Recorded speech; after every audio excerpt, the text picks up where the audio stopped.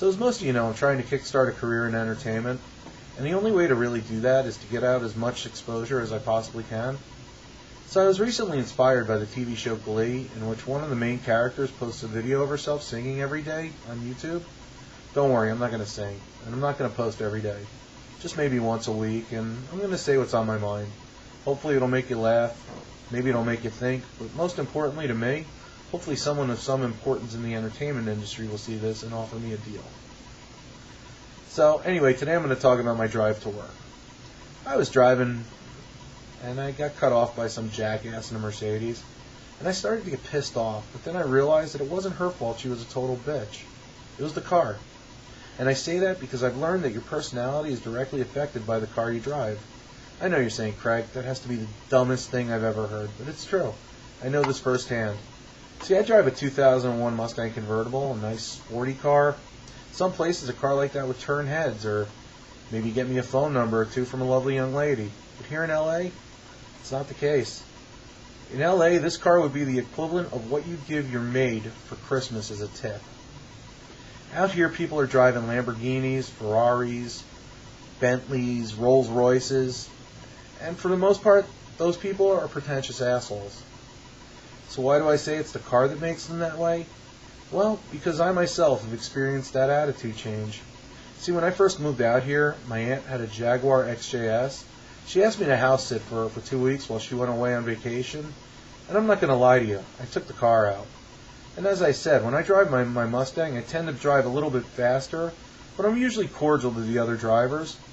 When I pull up to a light and see a person begging for change, I politely turn my head and pretend not to notice. But being behind the wheel of a $90,000 plus automobile, the only thing I could think of was, man, fuck the poor. Seriously, something happens to your mind when you slip into that soft Corinthian leather seat, wrap your hands around that wood grain steering wheel, feel the power of that V12 engine under you. Anyway, I was driving through Hollywood and I was getting looked at by women that usually wouldn't give me the right time of day, but that car was getting them interested. And although I could have probably had more ass than a proctologist just by driving around all day, for the first time in my life I had the power to reject the hot chick, and it really felt good. I learned an important lesson that day, that a fat guy may not be able to get laid in Hollywood, but a fat guy in a Jag can lay more pipe than the plumbers union. That's not the only thing, though. Pulling up to traffic lights and seeing beggars, instead of politely ignoring them like I usually do, I felt obligated to roll down the window and, tell them to get off their lazy asses and get jobs. I don't really care about what went wrong in your life to put you at this point.